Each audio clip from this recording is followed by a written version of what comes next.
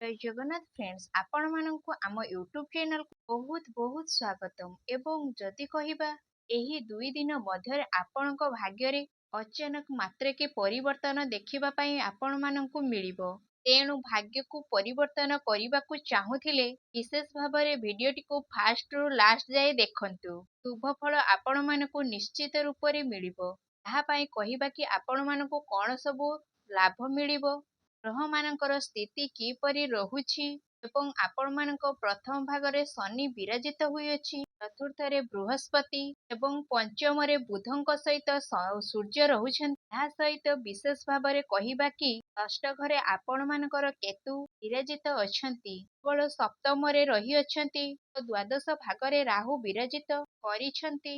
ଗ୍ରହମାନଙ୍କର ଏପରି ସ୍ଥିତି ଯଦି ଆମେ କହିବା ଆପଣମାନଙ୍କ ଜୀବନରେ କଣ ସବୁ ପରିବର୍ତ୍ତନ ନେଇକି ଆସୁଛି, କଣ ଆପଣମାନଙ୍କ ଜୀବନରେ ଖୁସି ଆସିବ ଆଗାମୀ ଏହି 2 ଦିନରେ ନିଶ୍ଚିତ ଭାବରେ ଆମେ ଜାଣିବା। ଏହି ଭିଡିଓରେ ଆପଣମାନେ ବହୁତ କିଛି ଜାଣିପାରିବେ। ବିଶେଷ ଭାବରେ ଯଦି କହିବା ଏହି 2 ଦିନ ସ୍ଥିତିରେ କେତୋଟି ଦିନ ମହା ପରିବର୍ତ୍ତନ ଦେଖିବାକୁ ମିଳିବ, ତେଣୁ ଭିଡିଓଟିକୁ ଲାଷ୍ଟ ପର୍ଯ୍ୟନ୍ତ ଦେଖନ୍ତୁ। ଯଦି କହିବା ଗ୍ରହରାଜ ଶନିଙ୍କ ଦ୍ୱାରା ବିଶେଷ ଭାବରେ ଆପଣମାନଙ୍କ ଜୀବନରେ ବହୁତ ବଡ ପରିବର୍ତ୍ତନ ଆସିବ। ଆପଣଙ୍କ ଜୀବନରେ ୟୁଟର୍ନ ଆସିବ। ଶନି ବକ୍ରିୟ ଅବସ୍ଥାରେ ରହିବେ, ସ୍ଥିତିରେ ପରିବର୍ତ୍ତନ ଆପଣମାନଙ୍କୁ ଦେଖିବାକୁ ମିଳିବ। 5ଟି ଦିଗରୁ ଆପଣମାନଙ୍କୁ ବିଶେଷ ଭାବରେ ଲାଭ ଦେଖିବା ପାଇଁ କି ମିଳିବ। 5ଟି କ୍ଷେତ୍ରରେ ଆପଣମାନଙ୍କୁ ସାବଧାନ ମଧ୍ୟ ରହିବାକୁ ପଡିବ। ଆସନ୍ତୁ ଜାଣିବା ଏହି 2 ଦିନର ସ୍ଥିତି କିପରି ଭାବରେ ରହିବ। ତେଣୁ ଭିଡିଓଟିକୁ ଫାଷ୍ଟରୁ ଲାଷ୍ଟ ଯାଇ ଦେଖନ୍ତୁ। ଭିଡିଓଟି ଭଲ କମେଣ୍ଟ ବକ୍ସରେ ହର ହର ମହାଦେବ ଲେଖି ଦିଅନ୍ତୁ। ଭିଡିଓଟିକୁ ବହୁତ ମାତ୍ରାରେ ଲାଇକ୍ ସେୟାର କରନ୍ତୁ। ସର୍ବପ୍ରଥମେ ଆପଣମାନଙ୍କ ପାଇଁ କହିବା ବନ୍ଧୁ ମିଳନର ଯୋଗ ମଧ୍ୟ ରହିଅଛି, ଯାହାକି ନୂତନ ବନ୍ଧୁ ଆପଣମାନଙ୍କୁ ମିଳିବ। ଯାହା ଫଳରେ ଆପଣମାନେ ସେ ସବୁକୁ ଲାଭ ଉଠେଇବେ। ତା ସହିତ ଅତୀତରେ ଯେଉଁ ବନ୍ଧୁ ଆପଣମାନଙ୍କ ଠାରୁ ଦୂରେଇ ଯାଇଥିଲେ, ସେମାନଙ୍କ ସହିତ କିଛି ଶତ୍ରୁତା, କିଛି ବାଦ ବିବାଦ ହେଇଥିଲା, ପୁନର୍ବାର ଯୋଡି ମଧ୍ୟ ହୋଇପାରନ୍ତି ଓ ଆଗକୁ ମଧ୍ୟ ବନ୍ଧୁ ମିଳନର ପ୍ରବଳ ମାତ୍ରାରେ ଯୋଗ ବନୁଅଛି। ନିଶ୍ଚିତ ଭାବରେ ବନ୍ଧୁ ମାନଙ୍କୁ ନ ଦେଖିଥିବା ଦେଖିବେ ଓ ତାଙ୍କ ଦ୍ୱାରା ଉପକୃତ ମଧ୍ୟ ହୋଇପାରିବେ। ତାଙ୍କ ଦ୍ୱାରା କିଛି ଜ୍ଞାନ ଆପଣମାନଙ୍କ ଜୀବନରେ କିଛି ପରିବର୍ତ୍ତନ ନେଇକି ଆସିବ। ନିଶ୍ଚିତ ଭାବରେ ଏହି କଥାଟିକୁ ମନେ ରଖନ୍ତୁ। ବିଶେଷ ରୂପରେ ଯଦି ଆମେ କହିବା, ଏ ସପ୍ତାହରେ ଅର୍ଥର ପ୍ରବଳ ସମ୍ଭାବନା ମଧ୍ୟ ରହିଅଛି।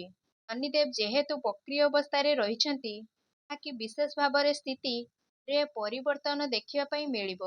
ଯଦି ଆମେ ବିଶେଷ ଭାବରେ କହିବା ଲାଭର ସଂକେତ ମିଳୁଛି, ସହିତ ଆପଣମାନଙ୍କୁ ଅନଲାଇନ ମଧ୍ୟରେ କିଛି ସୂଚନା ମଧ୍ୟ ମିଳିପାରେ। ଯଦି ଆପଣମାନେ କୌଣସି ମିତ୍ରଠାରୁ ଧନର ଆଶା କରିଥିଲେ, ଧନର ମଧ୍ୟ ସ୍ଥିତି ମିଳିବ।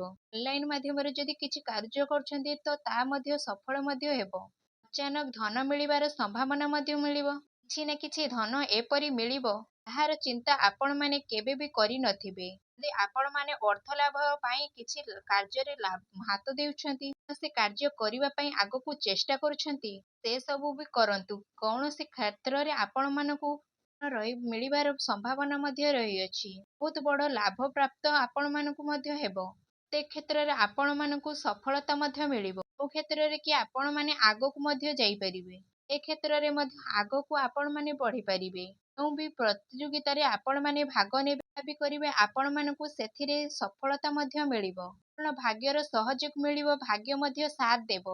ଯାହା ବି ଆମେ କରିଥାଉ ସେଥିରେ ଆମମାନଙ୍କୁ ବହୁତ ଲାଭ ମିଳିଥାଏ। ଯଦି ଆମ ସହିତ ଭାଗ୍ୟ ରହିଥାଏ, ତେବେ ଆମର ସବୁ କାର୍ଯ୍ୟ ଯଥା ଶୀଘ୍ର ହେଇଯାଏ। ଭାଗ୍ୟ ତ ଜାଣିଥାଏ କାହାକୁ କଣ ସବୁ ମିଳିବ। ଆମେମାନେ ତ ସବୁ ପରିଶ୍ରମ କରିଥାଉ।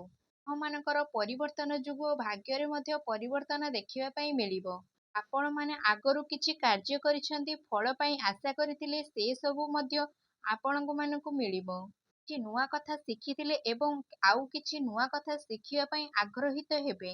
ତା ସହିତ ଆପଣମାନଙ୍କ ଆୟରେ ମଧ୍ୟ ବୃଦ୍ଧି ଘଟିବ। ଆପଣମାନଙ୍କ କାର୍ଯ୍ୟରେ ଏକ୍ସଟ୍ରା ଇନକମ ମଧ୍ୟ ଏହି ସମୟରେ ହେଇପାରେ। ଏପରି ସତର୍କତା ମଧ୍ୟ ରହିଛି, ଯାହାକି ଆପଣମାନଙ୍କର ଧନ ତ ବଢିବ, ମିଳନର ଯୋଗ ମଧ୍ୟ ବନୁଅଛି।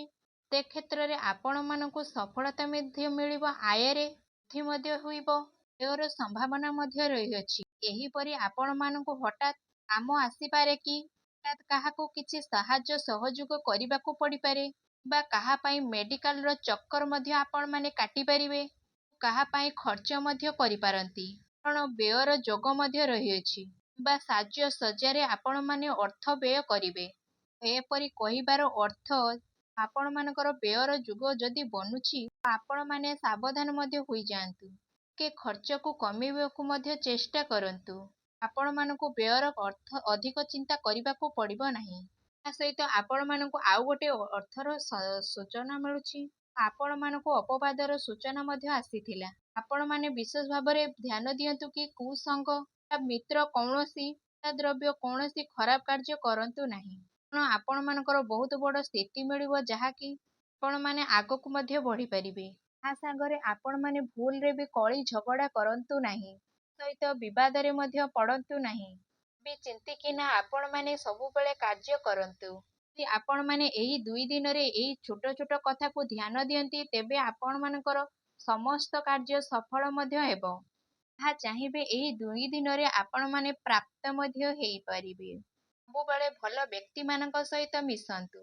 ତା ସହିତ ଆପଣମାନେ ଜୀବନରେ ନୂଆ କିଛି କରିବା ପାଇଁ ମଧ୍ୟ ଚେଷ୍ଟା କରନ୍ତୁ ଏବଂ ଆପଣମାନଙ୍କ ଜୀବନରେ କିଛି ପରିବର୍ତ୍ତନ ମଧ୍ୟ ନେଇକି ଆସନ୍ତୁ। ଦେଖିବେ ଆପଣମାନଙ୍କ ଜୀବନରେ କୌଣସି ପରିବର୍ତ୍ତନ ନିଶ୍ଚିତ ଭାବରେ ନେଇକି ଆସିବ। ଯାହା ଆପଣମାନଙ୍କ ଜୀବନରେ ଆସିନଥିଲା ସେ ସବୁ ମଧ୍ୟ ଆପଣମାନଙ୍କ ଜୀବନରେ ଆସିବ। ଯାହାଦ୍ୱାରା ଆପଣମାନେ ଲାଭ ମଧ୍ୟ ଉଠେଇ ପାରିବେ। ତ ଶନି ଯେହେତୁ ବକ୍ରି ଅବସ୍ଥାରେ ଅଛନ୍ତି ତେବେ ଲାଭ ହିଁ ଲାଭ ହେବ। ସଦାସର୍ବଦା ଠିକ୍ ଭାଗରେ ଚାଲନ୍ତୁ, ଠିକ୍ ରୁହନ୍ତୁ। ଯଦି ଆପଣମାନଙ୍କୁ ଆଜିର ଭିଡ଼ିଓଟି ଭଲ ଲାଗିଥାଏ ତେବେ ଭିଡ଼ିଓଟିକୁ ଗୋଟେ ଲାଇକ୍ କରି କମେଣ୍ଟ ବକ୍ସରେ ଜୟ ଜଗନ୍ନାଥ କିମ୍ବା ହର ହର ମହାଦେବ ଲେଖିଦିଅନ୍ତୁ। ଏବଂ ଚ୍ୟାନେଲରେ ନୂଆ ଥିଲେ ସବସ୍କ୍ରାଇବ୍ ମଧ୍ୟ କରିଦିଅନ୍ତୁ। ପୁଣି ଦେଖାହେବ ଏକ ନୂତନ ଭିଡ଼ିଓ ମାଧ୍ୟମରେ। ସେ ପର୍ଯ୍ୟନ୍ତ ବିଦାୟ ଦିଅନ୍ତୁ। ରହୁଛି, ଧନ୍ୟବାଦ।